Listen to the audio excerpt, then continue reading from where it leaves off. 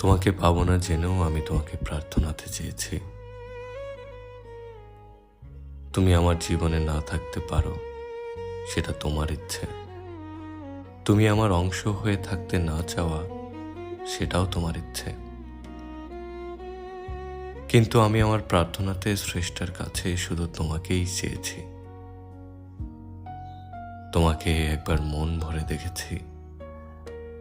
তোমার চোখ না দেখলে জানা হতো না স্রষ্টা পৃথিবীর সবচেয়ে বড় ভাত প্রস্তুত করে রেখেছে চোখের কোণায়।